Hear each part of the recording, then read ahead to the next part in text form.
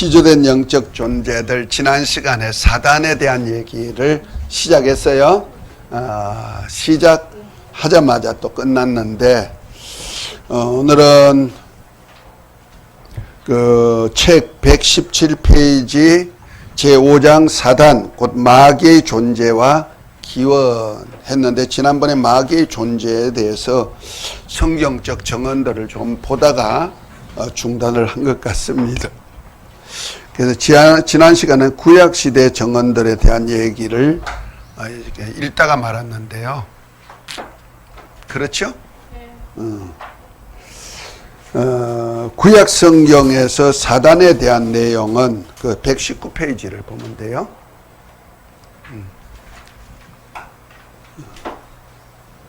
가로 1번 구약 성경에서의 정언들이 있죠.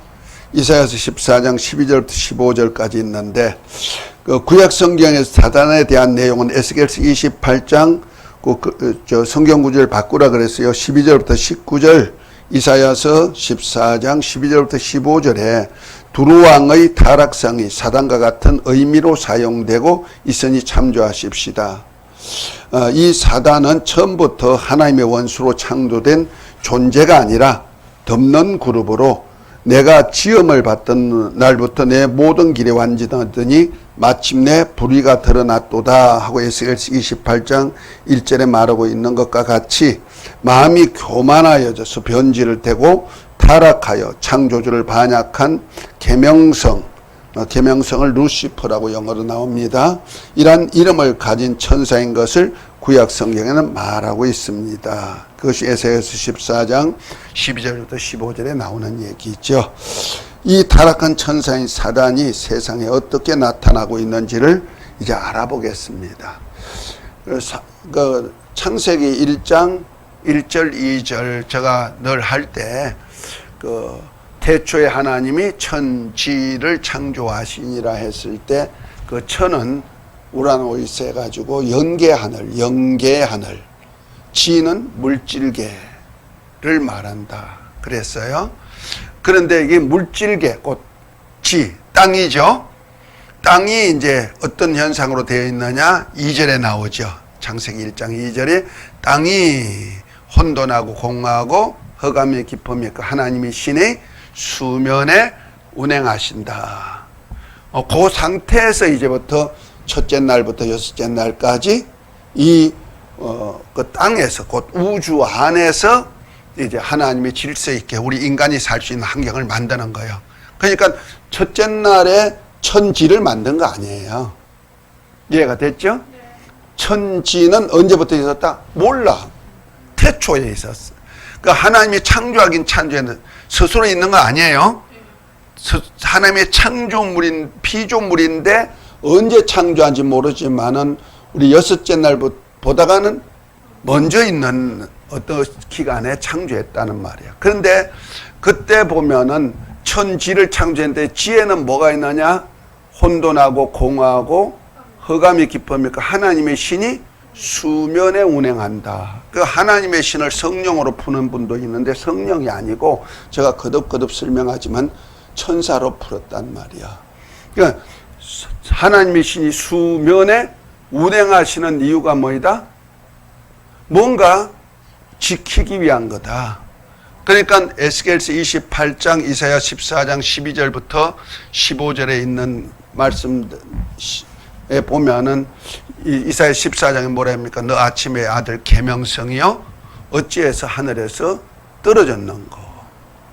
내가 마음에 이르기를 내가 하나님의 뭇별 위에 나의 보좌를 높이리라 지극히 높은 자와 피기라 하더라. 그러므로 하나님이 그를 어두운 구덩이에 던졌다 이렇게 표현하죠. 그 어두운 곳에 던져졌단 말이에요. 이것을 유다서 1장 6절에는 자기 주의를 지키지 아니하고 자기 처소를 떠난 천사를 큰 날의 심판 때까지 어두운 구덩이에 던졌다 이렇게 말하고, 베드로 후서 1장 2장 4절인가 보면은 범죄한 천사들을 지옥에 던져 지옥에 던져 심판 때까지 지키게 했다. 그러니까 지키는 자가 있다는 거죠. 그러니까 그 어두운 구덩이 엄부 맨 아래, 그것이 어디냐? 바로 우주란 말이에요. 그 우주 안에다가 가둬놓고 누가 지켜? 천사들로 지키게 해서. 그래서 우주는 그 아랫물과 윗물로 나누어 가지고 있는데, 윗물이 울타리가 되죠. 울타리가 돼서 그 안에다가 마귀를 가둬놓고, 곧 마귀와 그와 함께 타락한 천사들을 가둬놓고, 영적 존재니까 그 바깥으로 탈출할 수도 있으니까 탈출 못하도록 윗물이란 울타리를 가둬놓고, 그 다음에 하나님의 신인 천사들이 지키고 있는 곳이 창세기 1장 2절이다. 그 구속사 할 때 제가 다 자세하게 설명했어요. 그런 차원에서 보면은 벌써 우리 첫째 날부터 만물을, 우리 인간이 살 수 있는 환경을 만들기 전부터 마귀는 곧 천사가 있었고, 마귀가 타락했고, 이 타락한 마귀를 심판을 하기 위해서 하나님의 아들이 이제 오시는 과정에서 곧 인자로 이 땅에 오셔서 많은 아들들을 얻고자 하는 그 계획을 이루시고자 이 땅에 오실 때 심판주로서 사역하도록 하신 것이다. 그 구속사 섭리를 잘 읽어보시고 그 내용을 잘 음미해 보시고 이걸 풀면은 마귀에 대해서 잘 알 거예요. 그러니까 똑같은 얘기예요. 나는 그 영화를 못 봤는데, 그런데 이제 이 마귀가 영적 존재잖아요. 천사도 영이라 하나님이 특별히 보여줄 때는 뭐 구름으로, 바람으로, 불꽃으로, 사람으로 뭐 이렇게 보여줄 때는 볼 수가 있어도 마귀도 영적 존재니까 볼 수가 없죠. 귀신도 실제 존재하는데 영적인 존재는 우리가 볼 수가 없잖아요. 귀신이 들락날락하는 그것을 모르잖아요. 그런데 귀신이 들었다는 것을 누가복음 11장에 보면은 13장 11절부터 보면 뭐랍니까? 귀신 들려 앓으며 꼬부라져 조금도 펴지 못하는 여자가 있더라. 귀신이 들어왔는데 처음에는 못 느끼겠죠. 그런데 조금 있으니 어떻게 돼요? 앓으며 아파진다는 거죠. 좀 더 보니까 이제 현상이 나타나고 꼬부라져. 조금도 펴지 못하는 자가 있는데 그것이 사단에게 18년 동안 사단에게 매인 여종이다. 이렇게 표현하죠. 그래서 사단이 귀신을 보내가지고 사람을 묶어가지고 이렇게 꼼짝 못하게 결박하는 방법이 질병으로 나타나고 있다 하는 거죠. 그러니까 이런 모습들은 보이지 않는 영적 세계가 우리 주위에 활동하고 있음을 보여주는 현상이 있죠. 이해가 되셨죠? 그것은 이제 그런 차원에서 이제 우리 주위에는 하나님이 돕는, 하나님이 성령과 함께 우리를 도울 뿐 아니라 또 하나님 후사들을 섬기는 많은 천사들이 동원될 뿐 아니라 우리 주위에는 우리를 넘어뜨리고자 하는 영적 존재들, 곧 하나님께는 원수, 사단적인 사역을 하고 우리에게는 여러 가지 미혹으로 유혹으로 시험해가지고 넘어뜨리는 마귀 같은 짓거리를 하고 있다는 거죠. 자, 이런 영적 세계는 우리가 보이지 않는 거지만 보는 것 같이 이렇게 알 수가 있어야 되는 거예요. 그래서 특별히 하나님이 영감 떼어준 사람도 있어요. 그래서 귀신 활동도 보는 사람이 있고요. 천사들이 왔다 갔다 하는 것도 보는 사람이 있어. 그러나 그건 아주 극소수. 그리고 하나님이 보여주실 때 꼭 보여줘야 될 사람에게만 보여줘요. 아무나 보여주는 거 아니에요. 마치 그 엘리사 집안에 엘리사가 있는 도단에 무슨 군대야? 아람 군대가 엘리사를 잡아가려고 군대들이 왔을 때 이제 누구야? 그 몸종 게하시가 아침에 나가서 보고는 깜짝 놀라가지고 선지한테 큰일 났습니다. 저 아람 군대가 우리를 꽉 진치고 있습니다 했더니 엘리사는 벌써 알았잖아요. 하나님이여 저에게 눈을 열어주소서 하고 하니까 열어서 보니까 아이고 하나님의 군대가 어마어마하게 많네. 그런 것 똑같아. 하나님이 눈을 열어 보여주고자 할 때 눈을 열어서 볼 수 있는 것이지 아무나 보는 것 없다. 다 보려면 안 돼요. 저도요 하나님 나라를 좀 보고 싶고 하나님의 역사를 좀 보고 싶어 가지고 기도를 얼마나 했는지 몰라. 주여 나도 보여주시옵소서, 말씀 듣게 하옵소서 하다가 어떤 때는 안 보여줘. 눈을 쑤시면서 하나님 눈구멍이 썩었네. 눈물이 정나요. 눈물을 쑤셔가지고도 눈물 흘리고 하고 싶어요. 하도 못하면은 우리 한국교회에서도 보면은 부흥된 교회 목사님들이 거의 뭐 폐병 걸리고 중병 걸렸던 분들이 나중에 하나님 만나가지고 이제 꿈에 치료받든지 뭐 만나서 치료받고 나면 다들 부흥됐더라고. 그래서 아주 교회는 좀 부흥돼야 되는데 교회는 부흥도 안 되고 말해. 그래서 하나님 차라리 그렇게 해가지고도 부흥시킬 수 있다면 나 아프게 좀 해줘야 얼마나 염원했으면 그럴까. 영혼 하나가 얼마나 구원하기가 힘들면 그런 소리까지 했을까. 그래서 어떤 때는 기도를 그냥 밤새도록 철야 기도하면서 주여 귓구멍 열어주시옵소서, 눈구멍 열어주시옵소서. 참 별별 기도 다 해봤고요. 40일 금식도 뭐 본다 들었다고 하는 사람들이 간정이 너무 많아가지고 나도 좀 보여주시옵소서, 들려주시옵소서 하고 했는데 40일 동안 잠잠하고 마음의 음성만 하나 들린 거예요. 바알에게 무릎을 꿇지 않는 자 7,000명 붙인다. 엘리사 같은 놈 보낸다. 그 음성만, 마음의 음성만 들었지 보이는 것도 듣는 것도 없어가지고 내가 그 원장님한테, 금식 돕는 원장님한테 40일 하고도 내가 죽더라도 볼 때까지 할 거야 그랬더니, 목사님 보호식 할 때도 볼 수가 있어요. 그래서 보호식 할 때 잘 하라고 그래가지고 볼 수 있도록 좀 잘 했는데도 안 보여주시더라고. 그런데 금식하신 분들이 얼마나 보았다 들었다 많이 해요. 부럽더라고.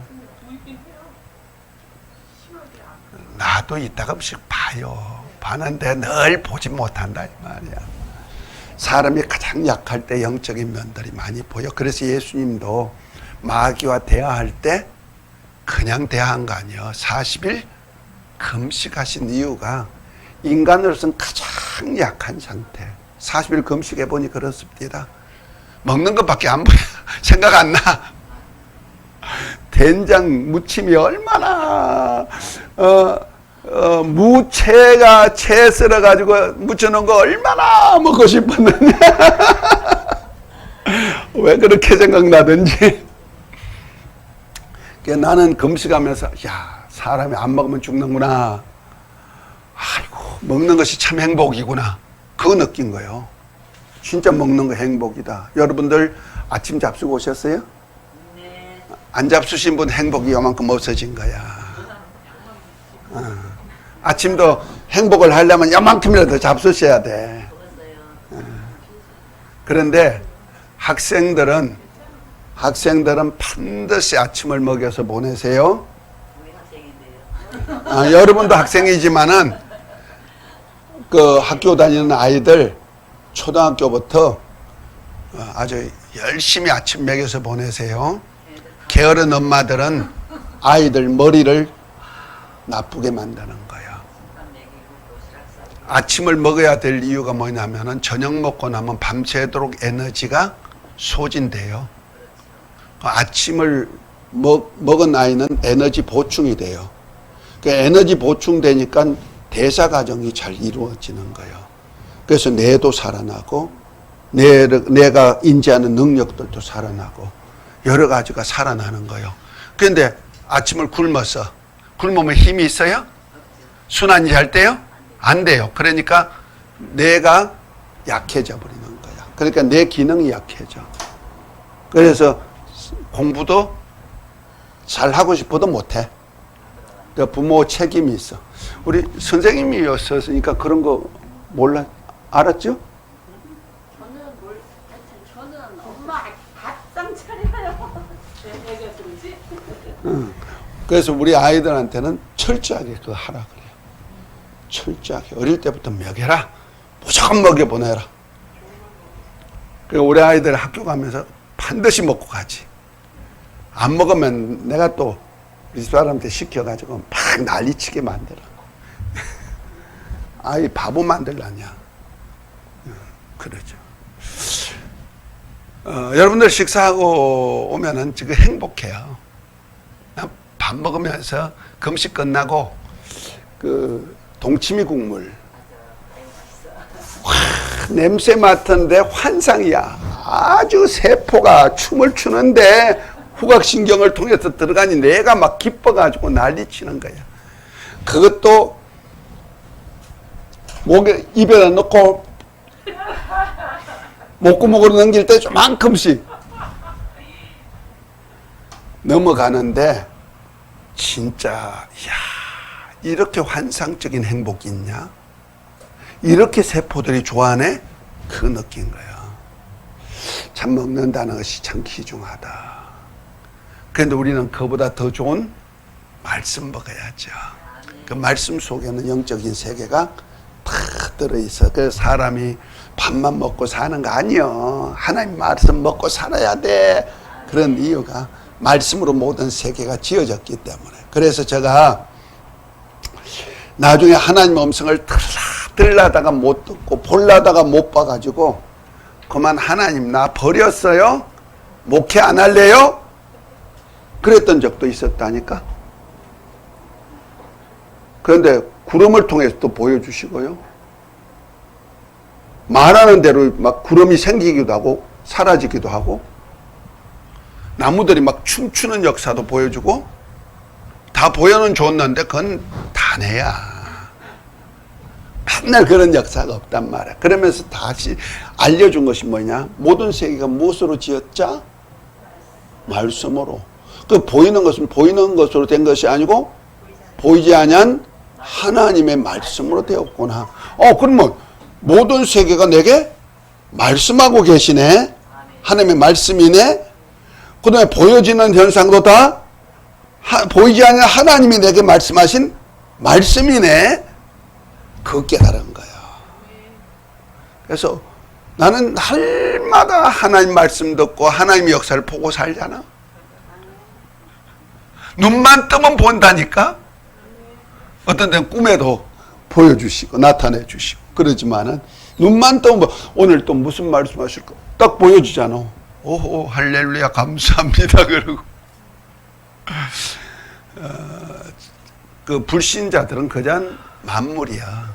물질 세계일 뿐이야. 그러나 믿음의 사람들은 그 모든 세계가 내게 하나님이 말씀하신 말씀으로 들려주고 보여주는 거예요. 환경도 내게 들려주고 보여주고 우리의 건강 문제도 들려주고 보여주고. 요즘은 내가 이제 다리 쪽이 좀 시려요. 그 정맥류가 정맥에 이렇게 펌핑 해가지고 이렇게 잡아주는 발브라나 이렇게 근육이 혈관 근육이 좀 약해졌는 뭐야. 그 정맥류가 있으면은 이가 발이 시리고 저리 다네요. 70몇 년을 쓰셨는데. 그래서 하나님 이제 하나님은 내가 오늘도 기도해서 아침에 자고 나는데 발이 시리고 저리고 그러는 거야. 요즘도 계속 그래서 좀 치료를 하는데도 안 되고 있는가. 그래서 하나님은 뭐든지 가능하다고 했잖아요. 그러면 이것도 좀 해결해 주고 내가 나이가 들어가지고 세포만 아니고 정맥세포도 약해가지고 그런 모양인데 하나님 세임 주셔가지고 청년같이 좀 이렇게 팍팍하게 해주세요. 그러니까 내가 이제 그 말씀이 늙어갔나. 아니 여러 가지 내 몸의 정상을 보면서도 그럴 때가 있단 말이야. 그러니까 더 의지하라고. 그리고 어차피 인생은 한번 살다가 가는 건데 있는 동안이라도 좀 열심히 해야 되는데 내가 다리가 아프면 다리로 걸어 다니는 것 덜해서 그러냐, 복음 전도의 발이 좀 덜 다녔나 그런 생각도 한번 해보고 그렇습니다. 어쨌든 마귀는요, 마귀도 보이는 것 가지고 우리를 유혹하는 거예요. 무서워요. 그래서 마귀도 우리에게 생각 주잖아요. 그래서 마귀가 하와를 유혹할 때 창세기 3장에 보면 어떡하죠? 선악과를 보고 너도 먹으면 뭐처럼 될 수 있어? 하나님처럼 될 수 있다 유혹하고, 마귀의 소리 들인 하와가 나도 하나님처럼 될 수 있다 하고 딱 보니까 그거 어떻게 생겼더라? 먹음직 보암직 지혜스럽게 할 만큼 탐스럽기라 한지라 따먹었다 그러잖아요. 그러니까 하나님처럼 되려고 하면은 육적인 소욕이 발동돼 가지고 먹는 것, 보는 것, 그 다음에 탐심으로 가득 차 가지고 자기 소유를 삼으려는 습성이 생긴다는 말이야. 이것이 마귀의 유혹을 들은 거죠. 마치 예수님을 마귀가 세 가지로 시험하는 것, 하와가 선악과를 보는 순간에 느꼈던 그것 똑같은 걸 가지고 시험하는 거예요. 지금도 똑같이 시험하는 거예요. 너도 하나님의 아들이면 하고 하나님의 아들의 권능 가지고 뭐로? 육체의 소욕, 정욕 이것을 충동질 해가지고 넘어뜨리는 거죠. 그런 것들이 보여지지 않으면 안 돼요. 그래서 우리가 하나님 사역할 때 조심해야 될 것이 말씀 안으로, 곧 진리의 말씀 안으로 들어가야지, 진리의 말씀 안 하고 그 듣기식으로 이렇게 슬쩍 넘어가 버리면요, 마귀 소리가 진리같이 보인다니까요. 사람이 안 먹고 살 수 있어? 기왕이면 영화로워야지, 기왕이면 숭배받아야지. 불신자로부터도 그렇고 사람들로부터도 그렇고 능력이 있어, 카리스마가 있어야지. 주여, 그래서 기도할 때 주여 카리스마 있게 능력 주시옵소서, 능력의 7배 능력 주시옵소서 그러지. 그 능력 받아 뭐 하려고? 자기 높이려고 본인. 그거 마귀 수법이거든. 예수님은 뭐라 했어요? 능력 주시옵소서 하지 말고 종이 되라, 밑에 가서 섬기는 자 되라, 발 닦아주라. 그저 받았으니 그저 주라.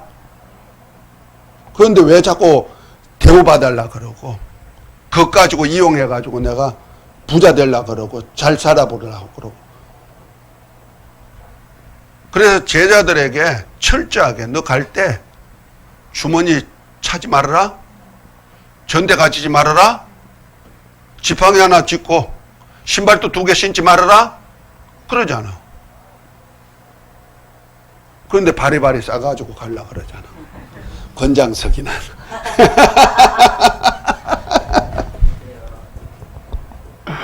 그래, 있어야 하겠습니다. 뭐 주시옵소서. 있어야 됩니다. 뭐 주시옵소서.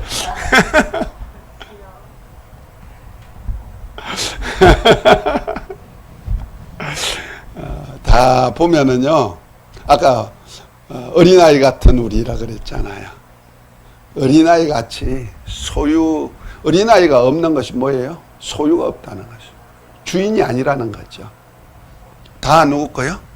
아빠 엄마 거지. 그리고 또 하나는 아빠 엄마를 더 의지해 버린다는 거죠. 그렇죠? 임 전도사님?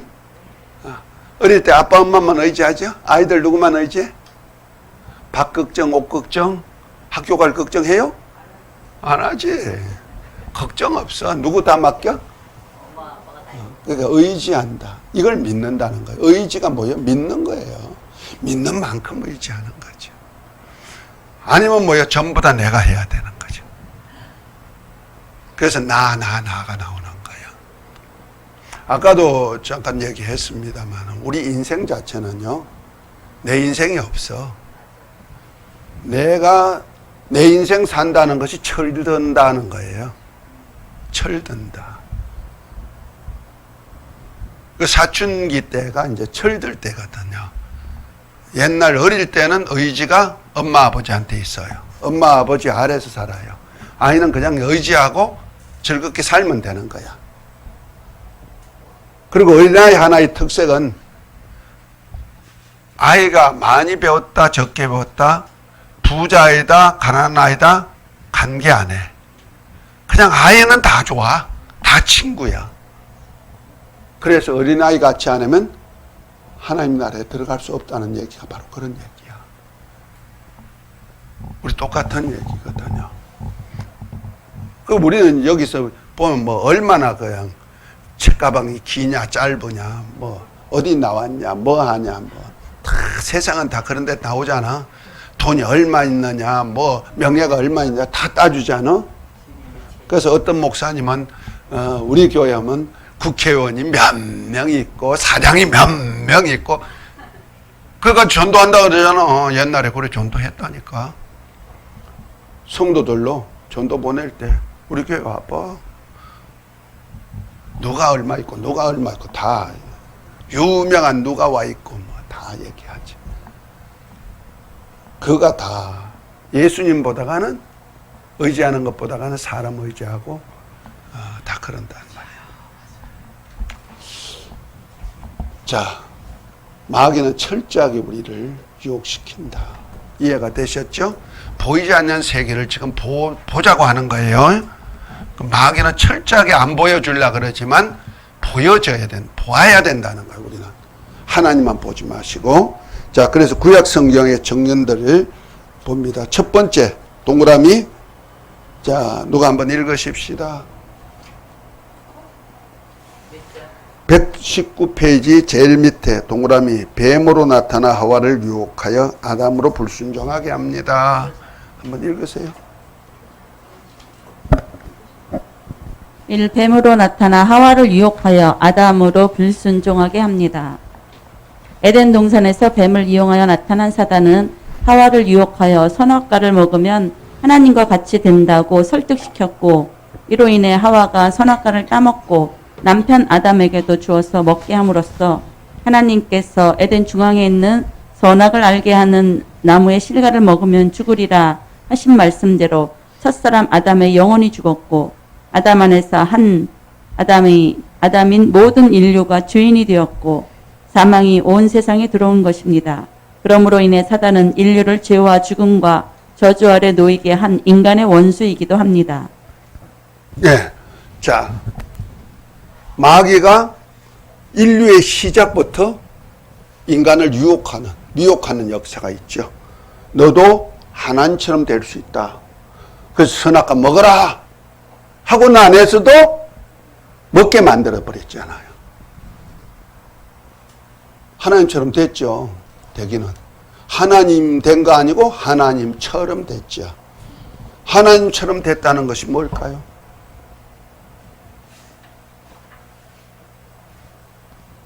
출애굽기 3장 12절에 보면은 모세가 하나님께서 여호와의 사자가 나타나 모세에게 하나님의 백성들을 구원하라고 가라고 했더니 나 못하겠어요. 못 가요. 했을 때 야, 너 가진 건 뭐야? 지팡이죠. 던져봐. 뱀 되게 만들었죠. 무서워하니까 잡어. 그러니까 또 지팡이가 되죠. 또 안 믿으니까 보낼 만한 사람 보내소서 하니까 또 그럼 네 손 품 안에 넣어봐. 그리고 빼봐. 문둥이 됐죠. 그 다시 두려워가 하니까 또 넣었어. 빼봐. 멀쩡해지거든. 이런 이적을 보고서 그러면 나를 보내신 하나님이 누구냐고 말한다면 내가 무엇이라고 소개할까요? 그 이름이 무엇이라고 할까요? 물었죠. 그때 하나님이 자기를 소개하기를 뭐라 소개했다? 나는 스스로 있는 자다. 하나님이란 뜻이 뭐냐면 스스로 있는 자란 뜻이잖아요. 자존자. 나머지는 다 뭐다? 피조물이라는 거야. 하나님만 유일하게 스스로 계신 분이라는 거죠. 그런데 하와들어 뱀이 뭐라 했어요? 너도 하나님처럼 될 수 있다 하고 했을 때 하나님은 아니지만은 하나님처럼 너 스스로 사는 자 되라 이런 얘기죠. 이거 철든다는 거야. 철들면 이제 스스로 의지가 독립돼 가지고 자기 지식으로 살라는 의지 때문에 부모들이 속이 팍팍 끓죠. 그때부터 아이는 고생 덩어리죠. 그렇죠? 그래서 철들면 인생 무겁다 그랬어. 무겁게 사는 데. 인생에서 가장 무거운 때가 언제다? 철들 때. 철들 때. 아이고 주여. 그런데 가장 가벼울 때가 언제다? 철이 없을 때. 철 내려놓았을 때. 그 철든 생활을 다 내려놔. 그때가 언제나 하니까 늙어. 이제 난 못해. 아무것도 할 수 없어. 그러니까 뭐 먹고 사는 것도 자식들 뭐 알아서 해. 어릴 때는 자식들 내가 책임지더니 이제는 나이가 들어가니까 내가 뭐 하고 싶어도 힘없으면 못하고 아무것도 못하니 난 못해. 알아서 해. 이제 철 내려놓은 때지. 그때는 편해. 그 중에 가장 편한 사람이 누구냐 하니까 보니까 치매야. 그래도 안 돼, 아니지. 치매 걸린 사람은 과거를 묻지 마세요. 과거 알아요. 아니, 그래도 조금은 아는데 그래도 과거는 묻지 마세요. 지나간 일도, 잠시 전의 일도, 있어요. 가족들도, 새끼들도 몰라요. 그 과거를 묻지 마세요. 그러니까 자기 현세밖에 없어. 맞아, 지금 20만. 그렇게 살라는 것이 아니고 하나님이 보여주시는 거예요. 그래서 사람이 장수하면 70, 80이라도 남는 것은 수고와 고난뿐이다. 10편, 90편에 말하고 있잖아. 91편인가요? 남는 것은 고난과 수고밖에 없단 말이야. 그런데 결국 가서는 뭐요? 이렇게 수고했지만 인생 살아도 별거 아니구만. 헛살았구만. 에이, 이렇게 그저 살 줄 알았으면 그렇게 살아버릴 걸. 맡겨버릴 것 하는 거죠. 제가 자연치유하면서 그 통계학을 한번 조사했는데 근심에 대한 통계학을 했어요. 근심 때문에 근심은 뼈를 마른다. 잠언 17장에 보면은 사람의 근심은 뼈를 마르게 하지만 기쁨은 양약이다. 이렇게 해서 보약이라고 표현하고 있는 거예요. 그러면 골수병 들고 골수암 들고 뼈가 약해지고 이런 것들이 다 근심에서 오는 거란 말이야. 병의 근원이죠. 자, 그런데 근심이 왜 생기냐? 진짜 근심으로 근심하느냐? 아니래요. 그러니까 자기가 전혀 할 수 없는 일을 근심하는 것도 4%랍니다. 아무리 근심해도 자기로는 한계가 있는 것이 4%밖에 안 된대요. 그리고 또 그러니까 4%만 근심할 일이죠. 그리고 진짜 내가 근심해야 될 일이 또 4%랍니다. 그럼 8%만 내가 못하는 거예요. 나머지는 다 쓸데없는 근심을 하고 있다는 거죠. 그럼 진짜는 할 수 없이 닥치는 건 포기잖아요. 이래도 안 되고 저래도 안 되고 뭐 하나님의 역사인데 뭐 내가 어떻게 알아요. 하나님의 인류 역사 속에서 만들어졌는데. 근데 나중에 보면은 쓸데없는 과거 근심, 미래 근심, 현재 근심. 주님은 뭐래요? 너 염려를 다 내일 일은 내일에 족할 것이요. 한날의 근심은 그날로 족하다 그랬잖아요. 아니 근심하지 말라는데도 또 자꾸 근심한단 말이야. 나도 또 근심투성이라가 인생 근심을 많이 했지 뭐. 늙어서 뭐 어떻게 할까. 그런데 가만히 보니까 하나님이 다 준비하고 계시더만. 그러니까 우리가 이 근심하게 하는 것도 마귀 역사다. 마귀 역사. 그러니까 우리가 근심제발 하지 맙시다. 그 한날에 내가 오늘 준 날을 가장 행복하게 기쁘게 감사로 주어진 일에 최선만 다하십시오. 하나님이 기뻐하는 일에 최선 다하시기만 하면 되는 거예요. 할렐루야. 자, 그런 의미에서 이제 뱀은 너도 뭐처럼 될 수 있다? 하나님처럼 될 수 있다. 지금도 유혹하는 거예요. 그 뭐야? 너도 너 스스로 살아라 이런 얘기죠. 그래서 자기 인생을 계획하고 설계하고 나가게 만드는 거예요. 그것을 자기 철학이라 그러죠. 철학이 없는 인생은 참 사회적으로는 불행한 사람이라 그러죠. 소망도 없고. 그렇지만 우리가 소망이 없나요? 우리의 소원은 통일, 꿈에도 소원은 통일, 이 목숨 바쳐도 통일, 통일이여라. 우리 어릴 때 참 이 노래 많이 했습니다. 통일 찬양이죠. 이거 저는 그걸 바꿨어요. 우리의 소원은 천국, 꿈에도 소원은 천국, 이 목숨 바쳐도 천국, 천국이여라. 아멘. 그래 이제는 소망을 저기다 두었단 말이에요. 소망이 없는 거 아니에요. 우리 그리스도인들의 소망은.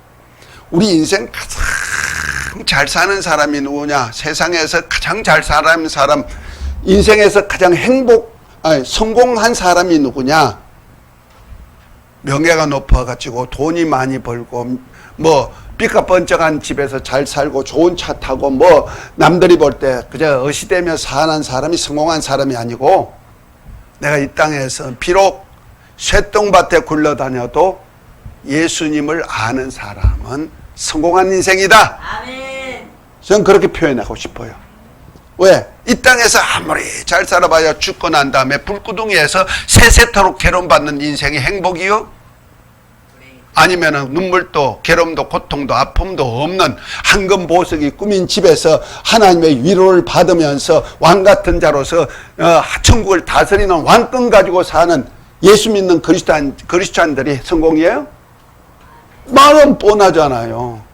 이 땅에선 비록 고난과 고통이 온다 할지라도 불신자도 그 과정을 다 거쳐야 되고 믿는 자도 과정을 다 거치는 거지만은 예수님을 믿느냐 안 믿느냐에 따라 가지고 결론적인 인생이 달라지잖아요. 아멘. 그래서 예수님 믿는 사람은 실패가 없다. 근본적인 성공을 다 한 사람이다. 아멘. 그러니까 제가 원하는 거요. 나도 내 인생 살고 싶었죠. 그래서 사업도 했고요. 열심히 살아도 봤고. 그런데 결국 가서는 하나님이 나를 초청해 가지고 누와 같이 가자? 주와 같이 길 가는 것 즐거운 일이다. 어디까지 가니까? 천국까지 가니까. 그래서 주님과 동행하는 거야. 그래서 우리 인생은 따로 없어요. 그래서 하나님이 우리 인간을 만들 때 짐승은 짐승의 형상의 모양이 있어요. 짐승의 형상의 모양대로 살아야 맞아요. 근데 사람은 사람의 형상의 모양이 있다 없다? 없다. 사람의 형상, 나라는 사람의 형상의 모양은 없다. 나라는 사람의 형상의 모양은 하나님의 형상의 모양이다. 아멘? 하나님 닮고 하나님 모습 따라 사는 거예요. 그래서 그 하나님이 누구냐? 이제 하나님의 본체 형상이 예수 그리스도고. 아멘? 그분이 하나님이시잖아. 태초부터 계신 하나님. 하나님이신 예수님이 이 땅에 오셔서 인자로 오셔서 사는 삶이 내 인생이란 말이야. 그래서 예수님이 여자의 후손으로 태어나듯이 우리도 엄마를 통해서 태어나잖아요. 그렇죠?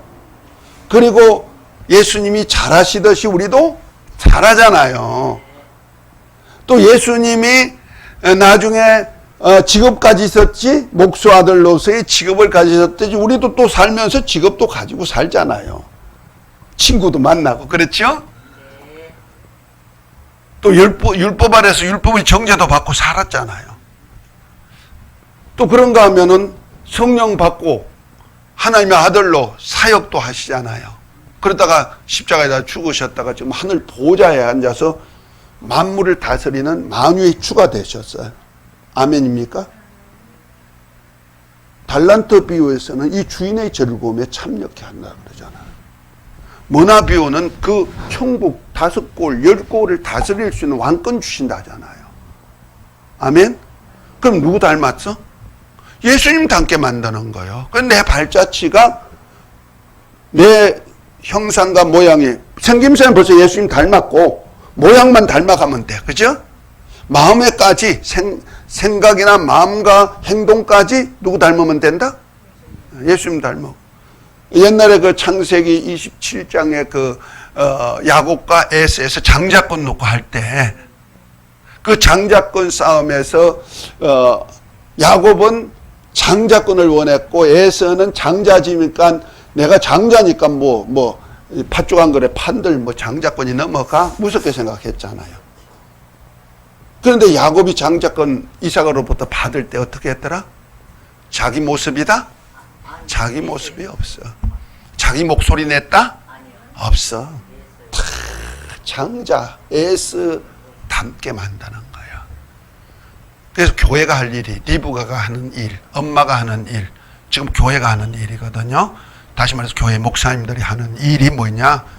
성도들로 장자 만드는 일을 해줘야 돼. 그래서 하나님의 별미, 거룩한 산제사가 뭐이다? 너희 몸을 하나님이 기뻐하는 거룩한 산제사로 드려라.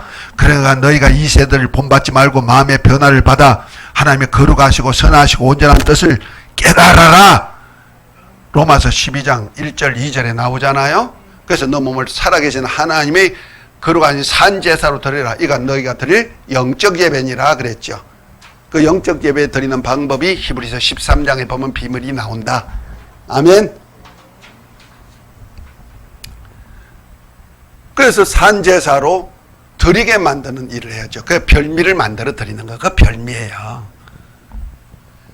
야곱이 엄마가 야곱에게 손에 들려준 이삭에게 먹을 별미.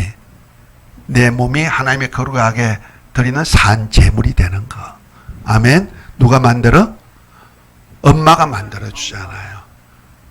송아지는 야곱이 잡아왔지만은 요리는 엄마가 만들어 가지고 너 아버지 갖다 드려. 교회 목사님들이 하나님이 거룩하시고 선하시고 온전한 뜻을 깨닫게 만들어서 이 몸을 산제물로 드리게 만드는 거. 별미다. 아멘. 그 다음에 또 뭐요? 야곱이 손에 팔에 털이 있으니까 짐승 털을 갖다가 심어가지고 뭐해서? 야곱처럼 에서처럼 만들었어. 또 에서 방에 들어가가지고 엄마가 장자 에서의 옷을 외투를 가져와가지고 냄새 콜콜 나는 거 그 가져와가지고 입혀가지고 자 아빠한테 가지고 내가 에서라 하라. 장자가 왔습니다. 축복해 주세요. 하라 그러잖아요. 그 야곱이 들어가서 아버지한테 아빠 야곱이 와서 축복해 줘 그랬어요? 애습니다 그러잖아요. 근데 이삭이 뭐랍니까? 야 야곱 목소리는 야곱인데 냄새 맡아보고 만져보니까 야곱이다. 에서다. 그죠? 성경 저렇게 잘하니 감사하니. 우리가 장자 예수님을 닮지 않으면요 축복이 없어요. 그 사역을 누가 한다? 교회 여자가 한다. 교회 목사 책임이 이만큼 중요한 거예요. 그래서 제가 지난번에도 목사님들 영적 흐름 강단에서 영적인 말씀 어떤 말씀을 전하에 따라서 누구에게 순종하든지 순종하는 자의 종이 되리라 하는 말씀 가지고 인용해가지고 지난번에 했죠. 아주 내가 한마디 이렇게 할 때 여러분들 책임감이 좀 있다는 걸 아셔야 돼요. 세상에 마귀 소리 하면 마귀한테 넘어간다니까. 마귀처럼 산다니까. 그거 정상인 줄 알고 그렇게 사는 거예요. 그 마귀가 하는 건 뭐예요? 하와에게 유혹하듯이 예수님을 유혹하듯이 하는 겁니다. 두 번째, 자, 120페이지. 출애굽한 이스라엘 광야에서 이방신을 숭배하게 합니다. 한번 읽어봅니다. 출애굽한 이스라엘을 광야에서 이방신을 숭배하게 합니다. 모세를 통해 출애굽한 이스라엘이 시팀에 머물고 있을 때 그들로 하여금 모압 여인들과 음행하고 그들의 신인 바알볼에게 제사 드리고 음식을 먹게 한 것은 마귀에게 한 것이라고 했습니다. 그들은 하나님께 제사하지 아니하고 마귀에게 하였으니 곧 그들이 알지 못하던 신 근래에 일어난 새 신 너희 열조의 두려워하지 않던 것이로다 하였는데 바알볼은 귀신의 왕 마귀를 지칭하는 것이고 제사는 마귀의 종인 귀신에게 하는 것으로서 바울은 이방인의 제사는 귀신에게 하는 것으로서 결국 마귀에게 하는 것으로 말하고 있습니다. 예, 고린도전서 10장 20절이죠. 이방인이 제사하는 것은 귀신에게 하는 것이 너희가 그렇게 하지 말아라 그랬죠. 자, 바알볼, 그 마귀란 뜻입니다. 그래서 구약에는 발세붐, 발세붐. 신약에 오니까 발세불 이렇게 했어요. 발세붐이란 뜻은 그 더러움을 상징하는 집주인. 그러니까 지금 말하면은 화장실 그 옛날 요즘은 수세식 화장실이 깨끗하죠. 어떤 데는 우리 방보다 더 깨끗한 화장실도 봐요. 청소도 잘하고. 근데 옛날 화장실 있잖아요. 통세, 푸세식. 그런 할 때 보면 뭐가 있어요? 똥파리 있죠. 그래서 그 발세붐이란 뜻은 똥집 주인, 화장실 주인이란 뜻이고 발세불이란 뜻은 똥파리란 뜻입니다. 곧 왕파리란 뜻이죠. 거기에 있는 파리는 어떻게 큰지 말이야. 그것을 누구라 그래서 마태복음 12장에 보면은 발세불을 사단이라 그랬죠. 주님은 성령으로 이렇게 귀신 쫓아내면 하나님의 나라가 임하는 장면. 그런데 유대인들은 뭐 발세불을 힘입어서 귀신 쫓아낸다 이렇게 표현하잖아요. 마귀를 지칭한다는 거죠. 그 출애굽할 때 이스라엘 백성들을 누굽니까? 발락이 발람을 초청해 가지고 이스라엘 저주하게 만들죠. 그때 하나님이 못 가게 했는데도 하도 뭐 명예 올려준다, 돈 준다, 뭐 한다 하니까 미혹당해 있으니 니 가려면 가. 하도 가고 싶어 하니까 니 가려면 가 그랬어. 그랬더니 얼큰하 내 응답 받아서 하고 가지. 가다가 하나님께서 이거는 그냥 가서 안 되겠다 해가지고 아주 사자를 갖다가 칼로 죽이려고 하니까 나귀가 그냥 엎어져 가지고 아무리 발람이 발로 걷어차고 매로 두드려도 안 되니까 나중에 나귀가 말하잖아요. 내가 언제 불순종한 거 봤어?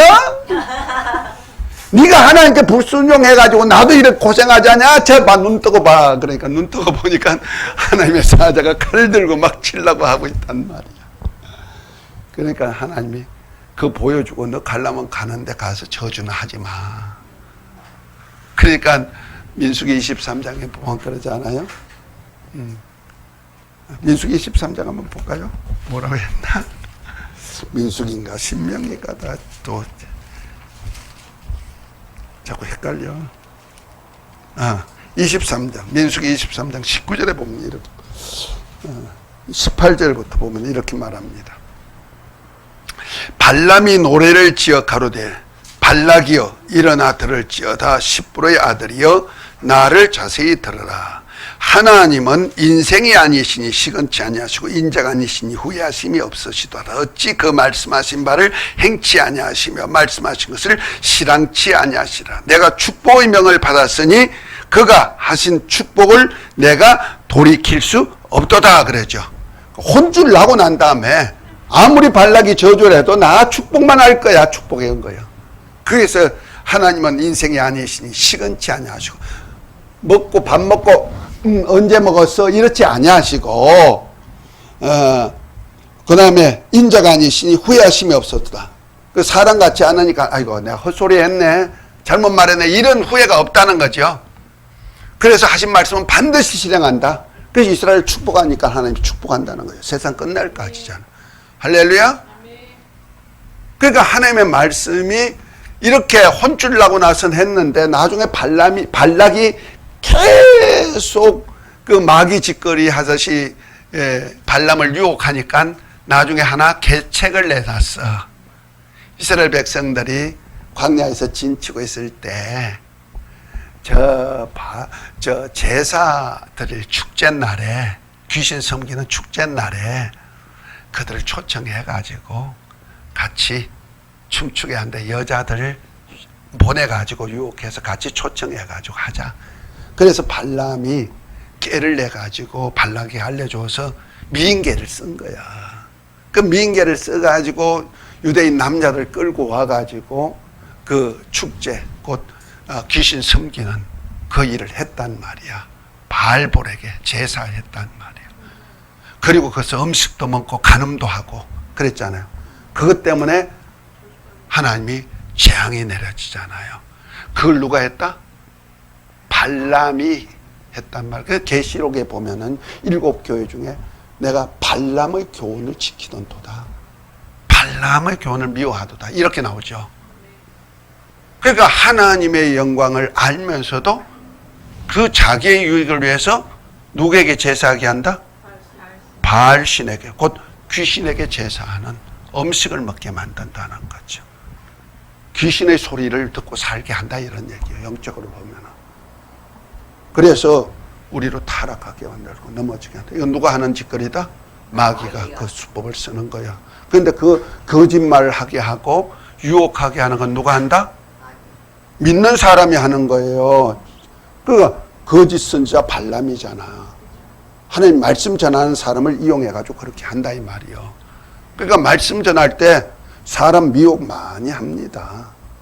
그래서 이 몸을 하나님 기뻐하는 거룩한 산제사가 아니고, 영적 예배 드리는 거 아니고, 어디야? 귀신과 같이 잔을 같이 먹게 만든단 말이야.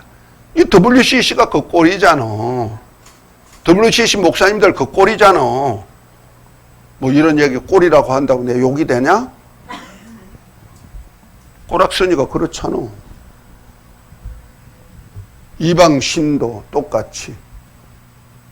그래서 이대 교수, 기독교인이라고 한 수도 교수를 초청해가지고 WCC 총회 7회 총회 때인가? 아니 그 초청해가지고 국거리 했잖아. 귀신 초청굿. 그러니까 이런 것이 다 기독교하고 다 통합이 되어 있는 줄 안단 말이야. 그러니까 우리가 이런 영적인 것을 좀 알아야 저거 무슨 영이다 무슨 영이다 하고 내가 가고 우리 교인들도 끌고 가야죠.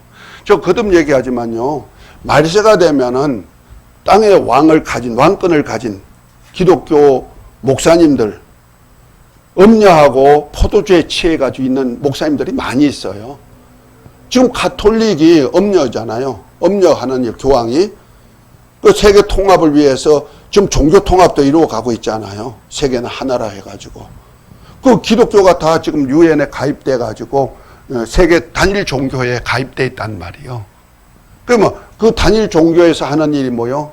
이제 유엔 헌장 종교 수칙도 만들어가지고 하게 하는데, 그거 다 모든 종교는 하나라는 거잖아요. 그게 기독교 목사님들이 다 합세해가지고 한단 말이야. 그러니까 기독교의 목사님들이 엄냐하고 짝꿍이 되어서 세상적인 것 가지고 세상 나라를 만드는데 이걸 하니까 세상 포도주에 취해 있는 거예요. 예수님은 다시 오실 때까지 포도주를 마시지 않는다 그랬잖아요. 그런데 지금 포도주에 취해 있어. 음료의 포도주에. 그러면 이 포도주에 취한 땅의 왕인 목사님들이, 그러면 이 포도주가 누가 줘요? 교회가 주죠. 목사님이 사역할 수 있도록 돈도 주고 명예도 주고 할 수 있는 여건 만들어주는 것이 다 교회가 한단 말이에요. 성도들이 수고해가지고 애써가지고 벌은 헌금 가지고 그거 다 쓰잖아요. 그걸 성경의 계시록 14장에 보면 포도송이로 말하고 있다는 말이에요.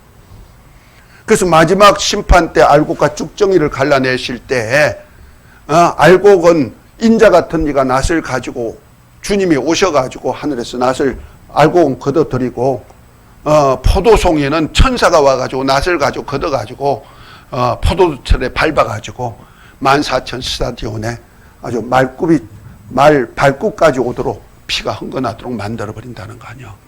그러니까 하나님께서 마지막에 포도주를 제공하는 포도송이도 심판하는 거예요. 그 교회 심판이요. 그래서 내 백성아 거기서 나오라. 그들이 받을 진노를 받지 말아라 그러잖아요. 이런 거 알아야 이것이 바로 마귀의 수법인데 마귀의 수법을 모르니까 거기에 휩쓸리니까 내게 맡긴 영혼들도 어떻게 돼요? 똑같이 고단당하는 거예요. 망하는 거예요. 그래서 소경이 소경을 인도하면 둘 다 구덩이에 빠진다는 얘기가 똑같은 얘기가 되는 거예요. 자, 한번 너무 길어졌죠? 여기 이제 좀 쉬었다가 할게요.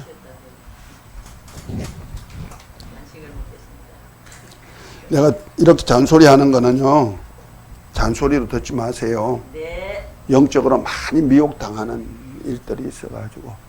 그러니까 여러분들이 이런 걸 기초적인 것을 지금 굉장히 영적인 민감한 일들인데 이런 거 그냥 쉽게 넘어가거든요. 큰 교회니까 큰 교회 목사님들 다 뭐 하니까 다 맞겠지 뭐. 절대로 우리는 큰 교회 목사라도 말씀 벗어나면은 그건 안 되는 거예요. 거짓말 하는 자는 똑같이 거짓말 하는 영이 들어가가지고 심판하죠. 그러니까 나만 지옥 가도 괜찮은데 내게 맡긴 영혼까지 같이 끌고 간다면 어떡하겠느냐 이거죠. 그래서 무서운 거예요. 자, 잠깐 쉬었다 하겠습니다.